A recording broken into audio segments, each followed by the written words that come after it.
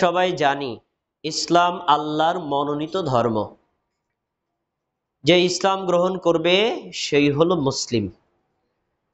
ইসলাম ধর্মই মানুষকে ঐক্যবদ্ধ করে, বিভক্ত হতে বলে না। কিন্তু মানুষ তার ভ্রান্তিতার কারণে, পারিপার্শ্বিক কারণে, অজ্ঞতার কারণে ইসলামের মধ্যে বিভিন্ন দল আর মত তৈরি করেছে। আর প্রত্যেকটা দল এবং মত তৈরি হওয়ার পিছনে আছে কিছু ভ্রান্ত আকীদা, ভ্রান্ত কর্ম, ভ্রান্ত আমল। তাই আমাদেরকে এই ভ্রান্তিটা সম্পর্কে এজন্য সতর্ক থাকতে হবে যাতে আমরা ওই ভ্রান্ত দলের অন্তর্ভুক্ত হয়ে না পড়ি। তো ইসলামী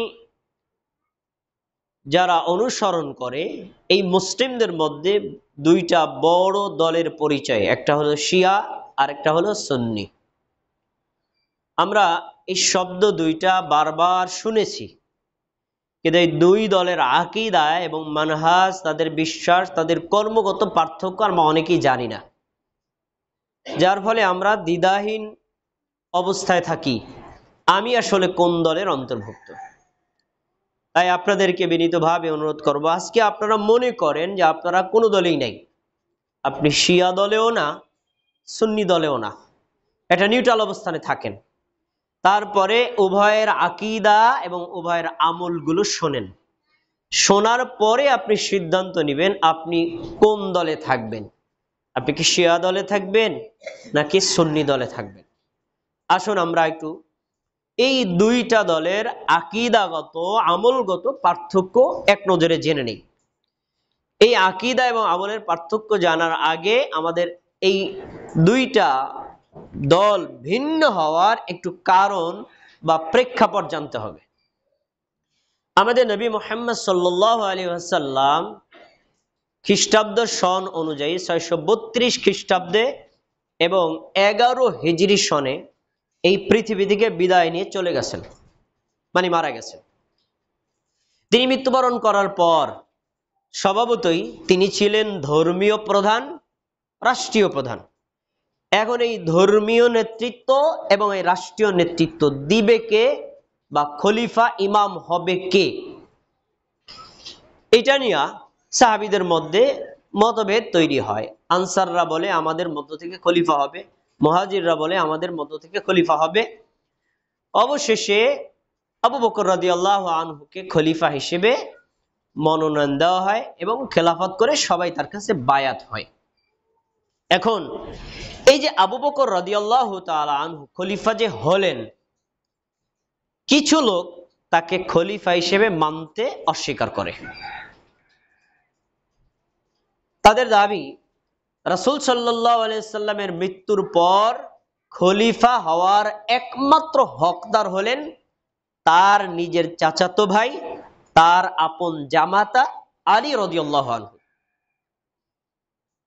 যারা এই আকীদাটা পোষণ করেছে তাদের সেই আকীদাটা ছিল মূলত রাজনৈতিক, এটা ধর্মীয় কোনো আকীদা না, আর এটা ইসলামের মৌলিক কোনো অংশও না। তাহলে বোঝা যাচ্ছে এই আকীদা পোষণকারীদের দৃষ্টিভঙ্গি ছিল রাজনৈতিক।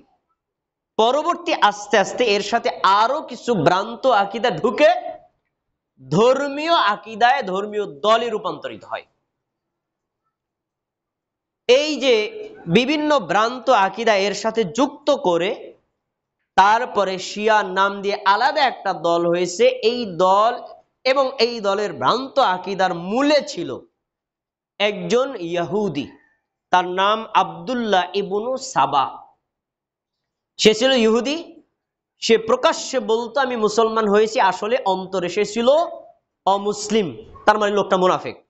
সে মুসলিমদের মধ্যে এই ভ্রান্ত আকীদা এর সাথে এক একটা করে যুক্ত করতে করতে অনেকগুলো আকীদা যুক্ত করে আলাদা একটা দলই বানিয়ে ফেলে। তার মানে শিয়াদের ভিত্তিপ্রস্তর স্থাপন করে একজন মুনাফিক, তার নাম আব্দুল্লাহ ইবনু সাবা। আচ্ছা, এই যে রাজনৈতিক একটা আকীদা এর সাথে আরো যে বিভিন্ন আকীদা ঢুকিয়েছে, এই আকীদাগুলো কি সঠিক না ভুল, এবং এর বিপরীত মুসলিমদের আকীদা সঠিক না ভুল, আমরা একটু এক নজরে জেনে নিই। আসুন প্রথমে পরিচয়। শিয়া এটা একটা আরবি শব্দ। শিয়া শব্দের অর্থ হলো দল, আর এই শিয়া দ্বারা উদ্দেশ্য হলো শিআতু আলী, মানে আলীর দল, যারা আলী রাদিয়াল্লাহু তাআলা আনহুকে ভালোবাসে, সম্মান করে, তার পরিবার বংশের লোকদেরকে শ্রদ্ধা করে এবং তারই খেলাফত হিসেবে দাবি করে, তাদেরকে বলা হয় শিআতু আলী বা শিয়া। মধ্যপ্রাচ্যে এদেরকে বলা হয় রাফেজি। এর বিপরীত হলো সুন্নি। এই সুন্নি শব্দটা শুনলে আপনারা আবার অনেকে ভাবেন চট্টগ্রামে এক শ্রেণীর লোক আছে যারা কবর পূজা করে, মাজার পূজা করে, পীর পূজা করে, তারাও কিন্তু নিজেদেরকে সুন্নি দাবি করে। এই সুন্নি না, এই সুন্নি দ্বারা উদ্দেশ্য হলো আহলুস সুন্নাহ ওয়াল জামাআহ। আহলুস সুন্নাত মানে রাসূলের সুন্নাতের অনুসারী, ওয়াল জামাআত মানে সাহাবীদের জামাতের অনুসারী। তাহলে এক কথায় তাদেরকে বলা হয় সুন্নি। মূলত এরাই হলো আসলে প্রকৃত মুসলিম। দুইটা দলের পরিচয় জানলাম। এবার আসুন শিয়াদের আকীদা। এক, শিয়াদের দাবি হলো রাসূল সাল্লাল্লাহু আলাইহি ওয়াসাল্লাম মৃত্যুবরণ করার পর প্রকৃত পক্ষে খলিফা হওয়ার হকদার ছিলেন আলী রাদিয়াল্লাহু আনহু, এবং আলী রাদিয়াল্লাহু তাআলা আনহুর পরবর্তী খলিফা হিসেবে তার ছেলে হাসান, তারপরে তার ছেলে হোসাইন, তারপরে হাসান হোসাইনের বংশে যারা আসবে তারা, এছাড়া অন্য কেউ খলিফা হওয়ার হকদার রাখে না। এটা হলো শিয়াদের আকীদা। এবার সুন্নিদের আকীদা। সুন্নিদের আকীদা হলো না, খেলাফত এটা একটা মূলত বৈষয়িক রাজনৈতিক পদের নাম। এই বিষয়টা মুসলিমরা, যারা মুসলিমদের মধ্যে জ্ঞানী গুণী, তারা মজলিসে শুরা বসবেন, তাদের পরামর্শের আলোকে যে কোনো লোক খলিফা হতে পারে। তিনি আলী রাদিয়াল্লাহু আনহু হতে পারেন, রাসূলের বংশেরও হতে পারেন, আবার রাসূলের বংশের বাইরেও হতে পারেন। এটা যে আলীর তার হতে হবে, তার বংশেই হতে হবে, এটা আসলে ইসলামী দৃষ্টিভঙ্গি না। এটা হলো সুন্নিদের আকীদা। এবার আসুন ৩ নম্বর, শিয়াদেরকে যদি প্রশ্ন করি, আপনারা যে বলেন আলী রাদিয়াল্লাহু তাআলা আনহু রাসূলের মৃত্যুর পর খলিফা হওয়ার যোগ্য আর কেউ না, দলিল দেন। তারা একটা দলিল দেয়, সুনানে ইবনে মাজাহ হাদিস নাম্বার 121। রাসূল সাল্লাল্লাহু আলাইহি সাল্লাম বিদায় হজ্জের ভাষণের পরে সাহাবীদেরকে নিয়ে খুম নামক একটা জলাশয়ের কাছে এসেছেন, গাদিরে খুম। এই জলাশয়ের কাছে এসে আলীর হাত ধরে সাহাবীদেরকে দেখিয়ে বলছেন, সাহাবীরা শোনো, মান কুনতু মাওলা ফা আলিয়ুন মাওলা, আমি যার মাওলা আলীও তার মাওলা। মান কুনতু মাওলা, আমি যার মাওলা আলীও তার মাওলা। এই মাওলা দ্বারা উদ্দেশ্য হলো প্রিয়জন, আপনজন, অভিভাবক। বোঝাতে চাইছেন, শোনো, তোমরা যারা আমাকে অভিভাবক মনে করো আলীকেও অভিভাবক মনে করবা, তোমরা যারা আমাকে প্রিয় মানুষ মনে করো আলীকেও তোমরা প্রিয় মানুষ মনে করবা। এই মাওলা শব্দের একাধিক অর্থ হয়, কিন্তু শিয়ারা এখানে এই শব্দ দ্বারা উদ্দেশ্য করছে রাসূল সাল্লাল্লাহু আলাইহি ওয়াসাল্লাম সাহাবীদেরকে বলছেন, এই সাহাবীরা শোনো, যারা তোমরা আমাকে মাওলা মনে করো আলীকেও মাওলা মনে করবা, তার মানে আমার মৃত্যুর পর তাকে খলিফা বানাইবা। এখানে এই মাওলা শব্দ দ্বারা শিয়ারা বলে এই হাদিসের শব্দ দ্বারা আল্লাহ রাসূল খেলাফতের কথা বলেছেন, কিন্তু তাদের এই অর্থটা সঠিক নয়, ভুল। তারাই একটা দলিল দিয়েছে, কিন্তু এর বিপরীত সুন্নিদের আকীদা হলো রাসূল সাল্লাল্লাহু আলাইহি ওয়াসাল্লামের মৃত্যুর পর প্রথমে হয়েছেন আবু বকর খলিফা, তারপর হয়েছেন ওমর, তারপর হয়েছেন ওসমান, তারপর হয়েছেন আলী, তারপর হয়েছেন হাসান, তারপর হয়েছেন মুআবিয়া রাদিয়াল্লাহু তাআলা আনহুম।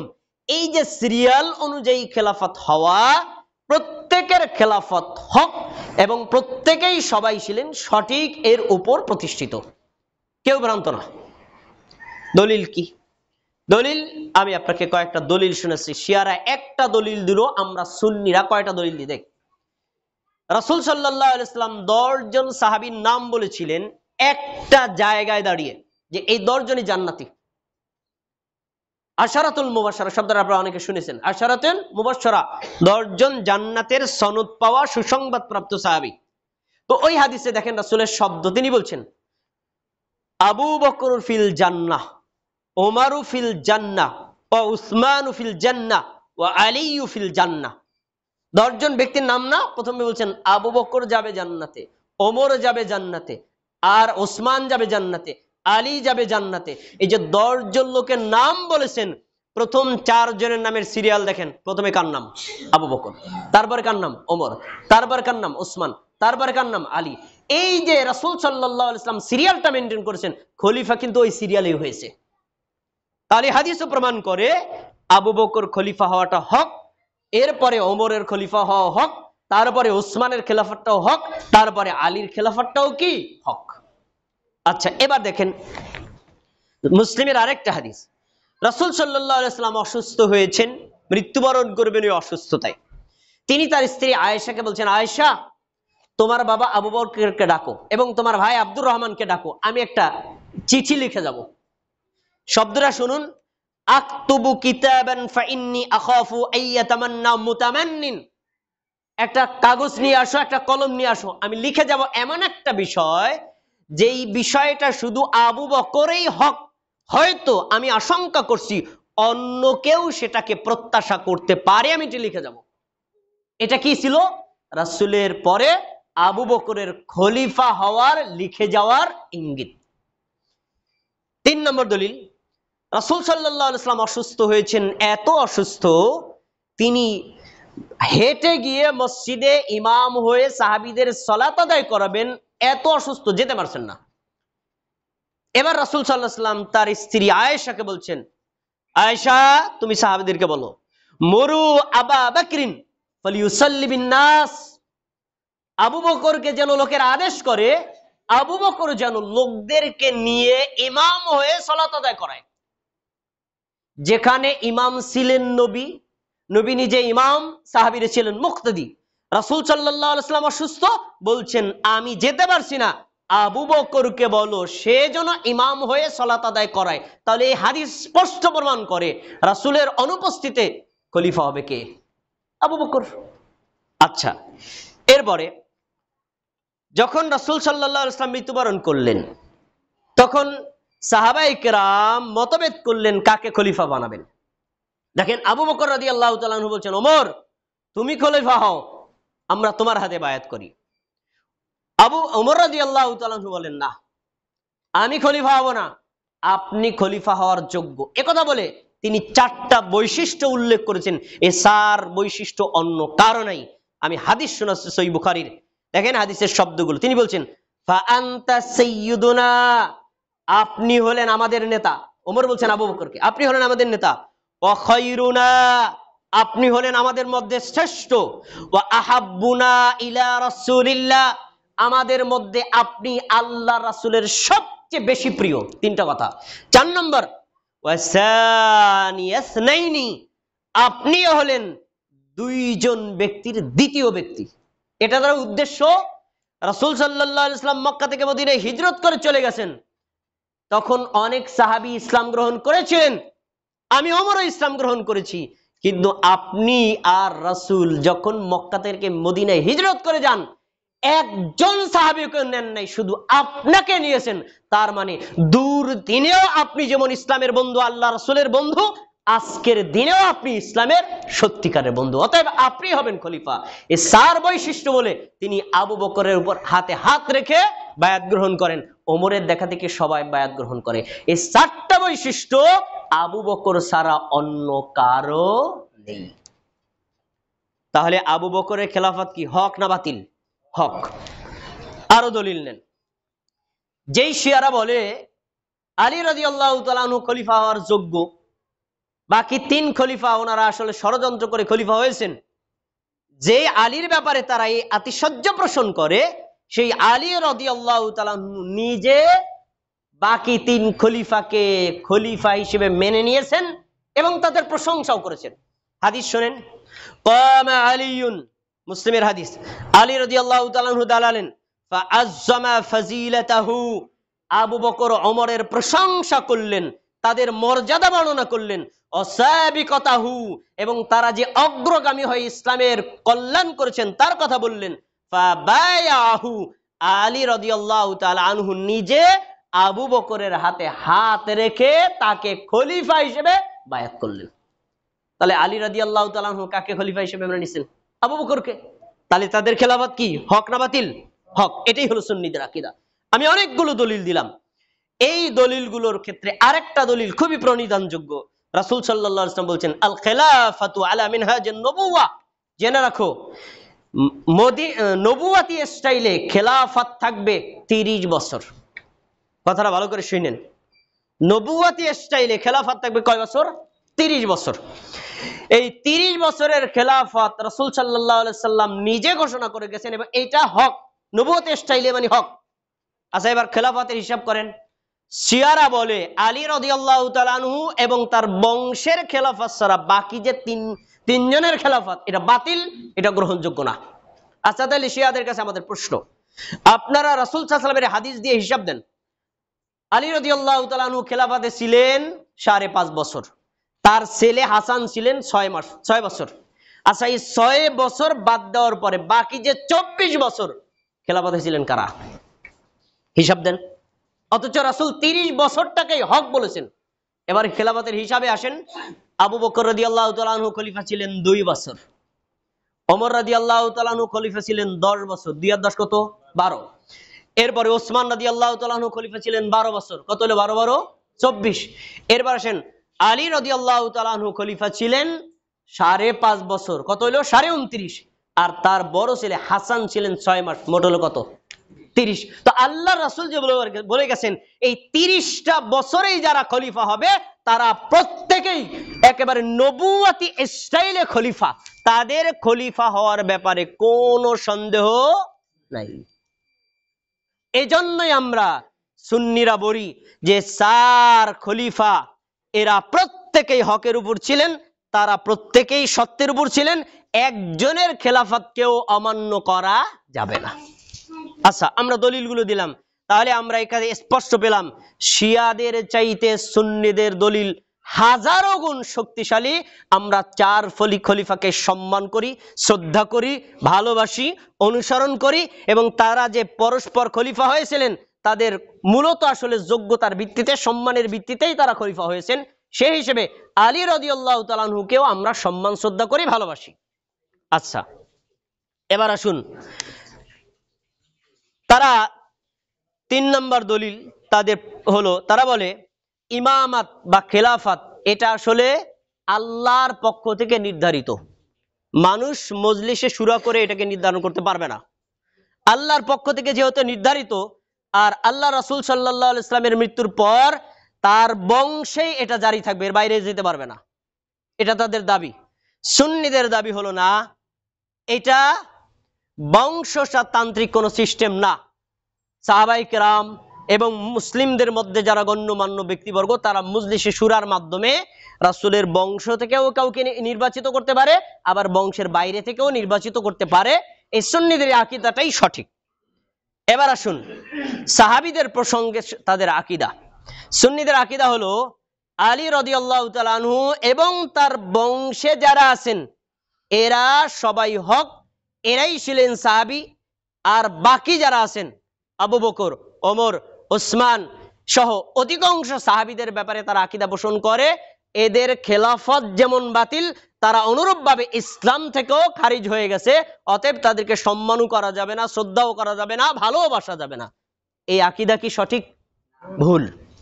আচ্ছা, এরপরে আরো আসুন, তারা আকীদা পোষণ করে মাহদী প্রসঙ্গে। তারা বলে আমরা 12 ইমামে বিশ্বাসী। প্রথম ইমাম রাসূল সাল্লাল্লাহু আলাইহি ওয়াসাল্লাম, দ্বিতীয় ইমাম আবু বকর, দ্বিতীয় ইমাম আলী রাদিয়াল্লাহু তাআলা আনহু, তৃতীয় ইমাম হাসান রাদিয়াল্লাহু তাআলা আনহু, চতুর্থ ইমাম হুসাইন রাদিয়াল্লাহু তাআলা আনহু, পঞ্চম ইমাম যেতে যেতে সপ্তম, অষ্টম, এভাবে যেতে যেতে 12তম ইমাম সম্পর্কে তারা বলে আরেকজন ইমাম আছেন, তার নাম মাহদী। তিনি এখন গোপনে আছেন, গোপনে থেকে বিশ্ব পরিচালনা করছেন। একটা সময়ে তিনি আবির্ভূত হবেন এবং তিনি সারা বিশ্বে শিয়া ধর্ম প্রতিষ্ঠিত করবেন। কিন্তু আমরা সুন্নিরা তার ব্যাপারে আকীদা পোষণ করি রাসূলের স্পষ্ট হাদিস। তিনি বলেছেন আখিরি জামানায় কিয়ামতের পূর্বে আমার বংশ থেকে একজন ব্যক্তি আসবে, তার নাম মুহাম্মদ, তার বাবার নাম আমার বাবার নামে মানে আব্দুল্লাহ হবে তার বাবার নাম, আর তার মায়ের নাম ফাতেমা হবে, তার মায়ের নাম হবে আমার মায়ের নামে মানে আমেনা হবে। আর তিনি হবেন হাসান রাদিয়াল্লাহু তাআলা আনহুর বংশধর। এবং তিনি যখন হবেন তখন তিনি প্রকাশ হওয়ার পরে তিনি মুসলিমদের নেতৃত্বের দায়িত্ব নেবেন এবং সারা বিশ্বে তিনি ন্যায় বিচার প্রতিষ্ঠিত করবেন এবং ঈসা আলাইহিস সালামের সাথে ঐক্যবদ্ধ হয়ে দাজ্জালকে হত্যা করবেন।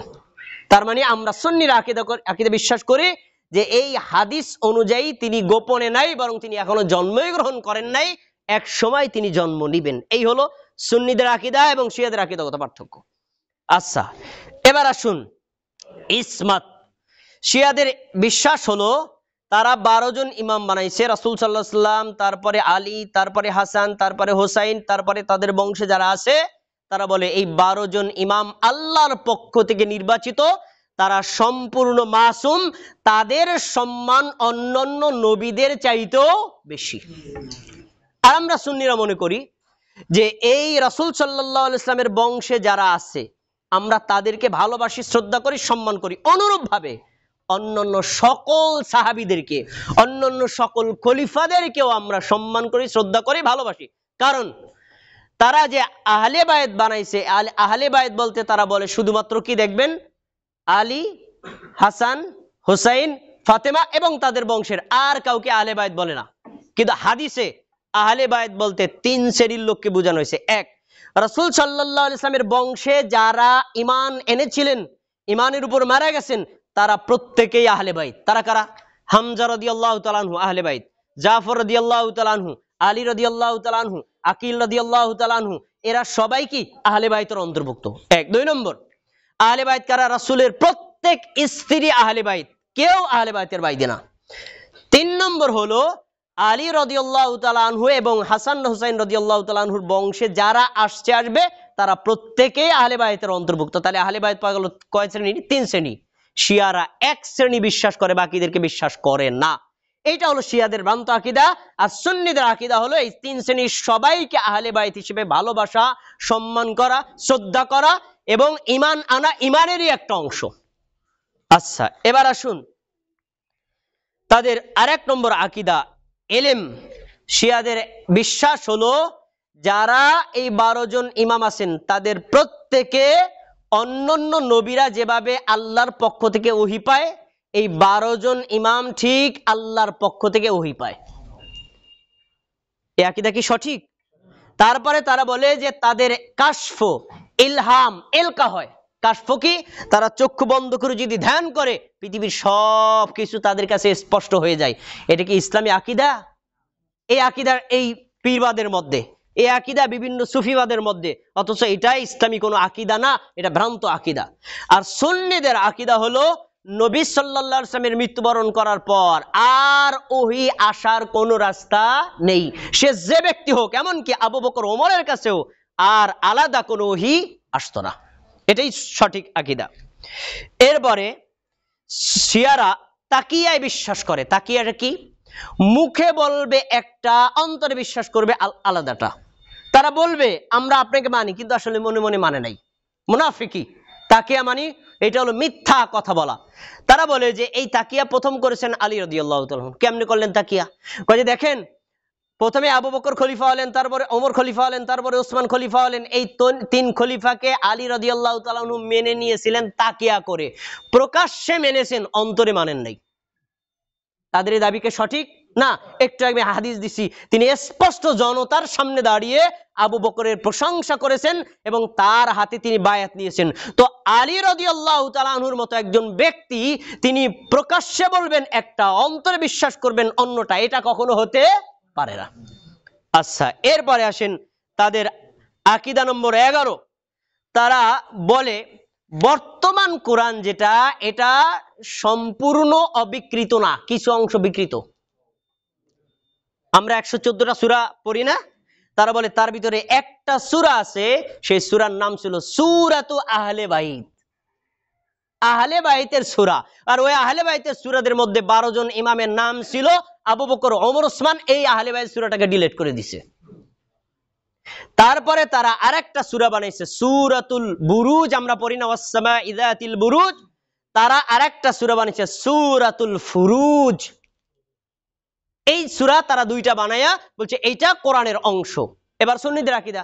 সুন্নিদের আকীদা হলো বর্তমান কোরআনটা যেভাবে আছে রাসূলের সময় যেরকম ছিল, সাহাবীদের সময় এরকমই ছিল, বর্তমানে এরকম থাকবে এবং কিয়ামত পর্যন্ত একইভাবে থাকবে। এটা বিকৃত হয়নি, হবেও না, আর হচ্ছেও না। এই হলো সুন্নিদের আকীদা। এবার আসুন হাদিস সম্পর্কে শিয়াদের আকীদা। আমরা কোরআনের পরে বুখারী, মুসলিম, তিরমিজি, আবু দাউদ, নাসাই, মানে কুতুবুস সিত্তা যেগুলো আছে এগুলো যেমন বিশ্বাস করি, অনুরূপভাবে এই কুতুবুস সিত্তার বাইরে মুসনাদে আহমদ, সুনানে বাইহাকি, সুনানে দারিমি, সুনানে দারাকুতনি, মিশকাতুল মাসাবি, এই সকল হাদিসের কিতাবের মধ্যে যেগুলো বিশুদ্ধ সনদ, প্রত্যেকটা হাদিসকে আমরা বিশ্বাস করি, সম্মান করি, শ্রদ্ধা করি এবং আমল করার চেষ্টা করি। কিন্তু শিয়ারা এই সকল হাদিসকে বিশ্বাস করে না, তারা আলাদা হাদিস বানায় নিছে। আমি একটা হাদিসের কিতাবের নাম বলি, তাদের কিতাবের নাম হলো কিতাবুল কাফি। তারা কোরআনের পরে এটাকে সবচেয়ে বেশি সম্মান করে। এই কিতাবুল কাফি সংকলন করেছিলেন কে? তার নামটা শুনে নেন। এই কিতাবুল কাফি সংকলন করেছেন ব্যক্তির নাম হলো মুহাম্মদ ইবনে ইয়াকুব আল কুলাইনি, মানে একজন শিয়া ছিলেন। তিনি এই কিতাবের মধ্যে শুধু ওই যে 12 জন ইমাম প্রসঙ্গে শিয়ারা যত জাল হাদিস তৈরি করেছে, এই জাল হাদিসগুলো একত্রিত করে শিয়াদের শুধু প্রশংসা এটার মধ্যে। তারা, আমরা যেভাবে কোরআনের পরে বুখারীকে সম্মান করি, মুসলিমকে সম্মান করি, তারা এই কিতাবকে ওইরকম সম্মান করে। এই হলো শিয়াদের আকীদা। এরপরে যান শিয়াদের আজান। আমরা আজান দেওয়ার সময় আজানে কি বলি? আশহাদু আন্না মুহাম্মাদার রাসূলুল্লাহ, তাই না? এটা বলি না? শিয়ারা এর সাথে আরেকটা শব্দ যুক্ত করে, আশহাদু আন্না আলিয়্যু খলিফাতুল্লাহ। আমরা এই সাক্ষ্য দিচ্ছি আলী হলেন আল্লাহর খলিফা, মানে বাকি 3 খলিফাকে মানে না। এই হলো শিয়াদের আজান। এবার শিয়াদের সালাত। শিয়ারা যখন সালাত আদায় করে তখন শিয়ারা কারবালার প্রান্তরের তৈরি করা মাটির একটা মানে কুণ্ডলি থাকে, এই টুকরাটা সামনে রেখে ওইটার উপর সেজদা করে। বর্তমানে আপনারা ইউটিউবে সার্চ দিলে দেখবেন ইরানের যিনি ধর্মীয় প্রধান খোমেনির সালাতের দৃশ্য দেখবেন। সেজদা যখন দিচ্ছে তখন এই সেজদার সামনে একটা গোল মাটির ডিব্বি থাকে, মাটির একটা টুকরা থাকে। এটা কারবালার প্রান্তরের তৈরি। তারা বলে যে এই কারবালার মাটির উপরেই সেজদা করতে হবে, অন্য কোনো জায়গায় করা যাবে না। এবার সুন্নিদের আকীদা কি? রাসূলের হাদিস, তিনি বলেছেন পৃথিবীর সব জায়গা মসজিদ 2 জায়গা ব্যতীত, 1 কবরস্থানে সেজদা দিতে পারবা না, 2 কোনো পেশাবখানা, পায়খানা, মনর্দবা, কোনো খারাপ জায়গায়, সব জায়গায় তুমি সেজদা দিতে পারবা না, নাপাক জায়গা। এছাড়া যেখানেই সেজদা করো তোমার সালাত হবে। সুন্নিদের আকীদা এইটা, আর শিয়াদের আকীদা ওইটা। এবার হজ করা প্রসঙ্গে শিয়ারা কিছু অংশ, তারা আমরা যেভাবে বাইতুল্লাহ হজ করি এরকম তারা হজ করে এবং হজে বিশ্বাসও করে। কিন্তু শিয়াদের একটা বড় অংশ আছে, তারা মনে করে বাইতুল্লাহ হজ করার চাইতে হুসাইন রাদিয়াল্লাহু তাআলা আনহু যে কারবালায় মারা গেছেন ওই কবর জিয়ারত করা, ওইখানে সফর করার গুরুত্ব আরো বেশি। এই আকীদা কাদের? শিয়াদের। মুসলিমদের আকীদা কি এটা? মুসলিমরা বাইতুল্লাহর হজের সাথে পৃথিবীর অন্য কোন জায়গার সাথে কখনো তুলনা করে না। এবার আসুন শোক দিবস। শিয়ারা জাতীয়ভাবে একটা শোক দিবস পালন করে। ওই দিবসটা কি? আশুরা।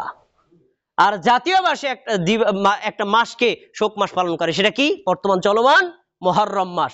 আর সুন্নিরা বিশ্বাস করে মানুষ মারা যাওয়ার পর 3 দিন পর্যন্ত শোক থাকবে, আর স্বামী মারা গেলে স্ত্রী 4 মাস 10 দিন শোক পালন করবে। এছাড়া আর কোনো শোক দিবস নাই।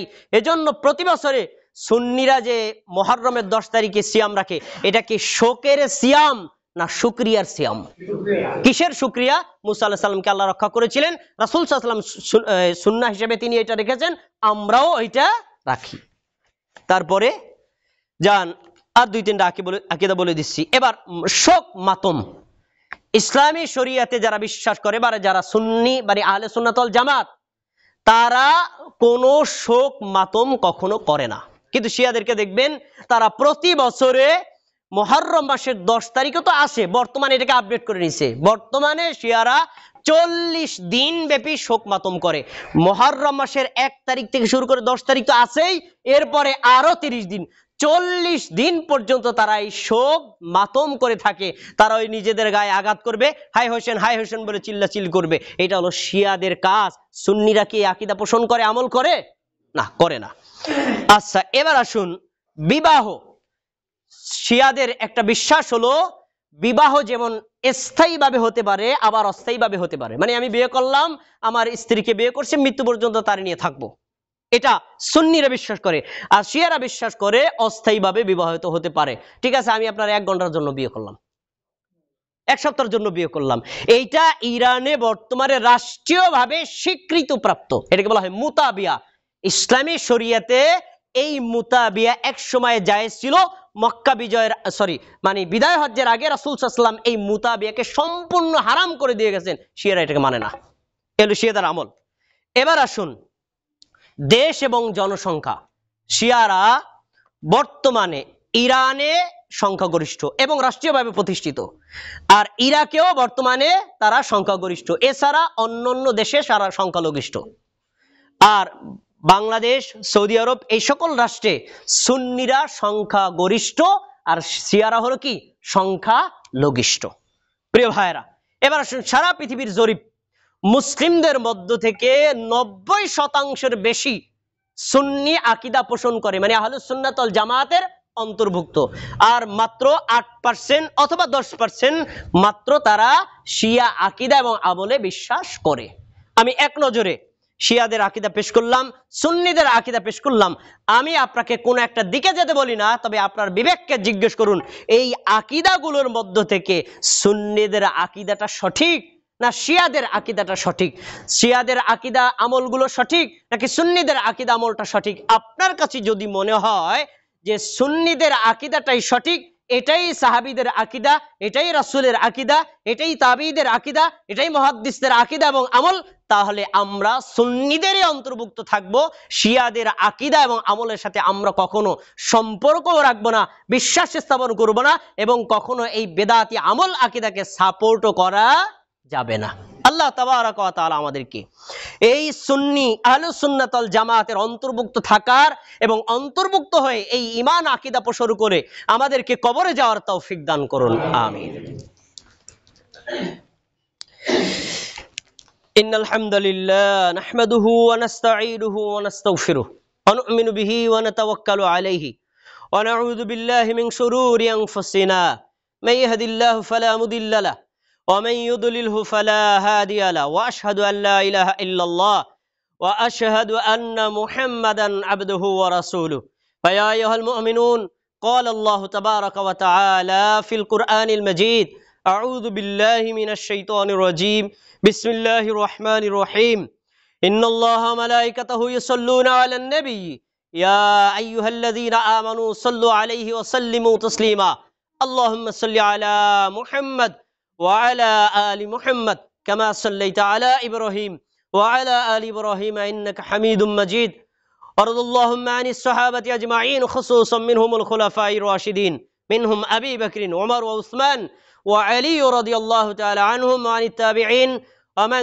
تبعهم إلى يوم الدين الله আপনি আমাদের জুমার খুতবাকে কবুল করে নিন, আপনি আমাদের জুমার সালাতকে কবুল করে নিন, আমাদের ফরজ নফল আমলগুলোকে কবুল করে নিন, আপনি আমাদের সবাইকে ইসলামের উপর অটল অবিচল থাকার তৌফিক দান করুন, মুসলমানদেরকে ঐক্য হওয়ার তৌফিক দান করুন, সকলে বিশুদ্ধ আকীদা গ্রহণ করার তৌফিক দান করুন, আমাদের সবাইকে আহলুস সুন্নাত ওয়াল জামাতের অন্তর্ভুক্ত হিসেবে কবুল করুন, আমাদেরকে সাহাবী এবং তাবেঈদের অনুসরণ করার তৌফিক দান করুন, আমাদেরকে সুন্নাহ ফলো করার তৌফিক দান করুন, বেদাতি আমল আকীদা পরিহার করার তৌফিক দান করুন। আল্লাহ আপনি আমাদের সকল নফল ফরজ আমলগুলোকে কবুল করে নিন, আপনি আমাদের সবাইকে মুমিন হিসেবে কবুল করুন, আমরা যারা অসুস্থ আমাদের সবাইকে সুস্থতা দান করুন, আমাদের সবাইকে হকের উপর অটল অবিচল থাকার তৌফিক দান করুন, হকের দাওয়াত দেওয়ার তৌফিক দান করুন। আপনাদের প্রতি একটা বিনীত দাওয়াত, সেটা হলো বর্তমানে চলতেছে বর্ষা, এই বর্ষার পরে দেখবে বিভিন্ন জায়গায় ময়লা নর্দমা জমে আছে এবং এই ময়লা নর্দমা থেকে মশার তৈরি হয়। বর্তমানে বাংলাদেশে ডেঙ্গু মশার একটা বড় প্রকোপ আছে, আর এই মশাগুলো তৈরি হয় মূলত ওই নর্দমার ময়লার জায়গায়। রাসূলের একটা হাদিস আছে, তিনি বলেছেন তোমরা তোমাদের বাড়ির আঙ্গিনা পরিষ্কার রাখো, কেননা ইহুদিরা বাড়ির আঙ্গিনাকে ময়লা নর্দমা করে রাখে। এই যে হাদিস কি বোঝা গেল? মুসলিমরা পরিষ্কার থাকে না অপরিষ্কার থাকে, আর ইহুদিরা অপরিষ্কার থাকে। বর্তমানে উল্টা, ইহুদি খ্রিস্টানদের বাড়ি দেখবেন ক্লিন, আর অমুসলিমদের বাড়ি কি নর্দমায় পরিপূর্ণ। আমাদের উচিত হবে শুধু রাসূলের হাদিস নয়, বরং এইটা বাস্তবতার আলোকে আমাদের সবাইকে নিজের বাড়ি ঘর স্থান বিভিন্ন জায়গাকে পরিষ্কার পরিচ্ছন্ন রাখা। আমরা যদি প্রত্যেকে যার যার জায়গায় পরিষ্কার পরিচ্ছন্ন রাখি, তাহলে আল্লাহর নবীর হাদিস ইসলাম যেভাবে ফলন করা হবে, অনুরূপভাবে পার্থিব বিভিন্ন অকল্যাণ থেকেও বাঁচা যাবে। এজন্য এই ডেঙ্গু মশার প্রকোপ থেকে বাঁচতে চাইলে আমরা প্রত্যেকেই আল্লাহর কাছে দোয়ার পাশাপাশি এই বিভিন্ন জায়গাটাকে যার যার মতো করে পরিষ্কার পরিচ্ছন্ন রাখবো। আল্লাহ আমাদের তৌফিক দান করুন। আল্লাহ আমরা যারা অসুস্থ আমাদের সবাইকে সুস্থতা দান করুন। আমাদের আত্মীয় স্বজন যারা অসুস্থ সবাইকে সুস্থতা দান করুন। আমাদের আত্মীয় স্বজনের মধ্যে যারা কবরবাসী সকলের কবরের আযাব মাফ করুন। সবাইকে আপনি মুমিন মুসলিম হিসেবে কবুল করুন। সবাইকে জান্নাতুল ফেরদাউস দান করুন। আল্লাহ মসজিদ খানাকে কবুল করে নিন। মসজিদে যারা দান সদকা করে, বুদ্ধি পরামর্শ দিয়ে সাহায্য সহযোগিতা করে, খেদমতকে কবুল করে নিন। আল্লাহ আপনি আমাদের বেশি বেশি দান সদকা করার তৌফিক দান করুন। এই মসজিদকে আপনি স্থায়িত্ব দান করুন। মসজিদের মধ্যে তাওহীদ এবং সুন্নাহর দাওয়াত দেওয়ার তৌফিক দান করুন। আমাদের দাওয়াতকে আল্লাহ কবুল করিয়ে নিন। ইন্নাল্লাহা ইয়ামুরু বিল আদলি ওয়াল ইহসান ওয়া ইতা'i যিল কুরবা ওয়া ইয়ানহা আনিল ফাহশাই ওয়াল মুনকারি ওয়াল বাগি ইয়া'iদুকুম লাআল্লাকুম তাযাক্কারুন ফাযকুরুনি আযকুরুকুম ওয়াশকুরু লি ওয়া লা তাকফুরুন।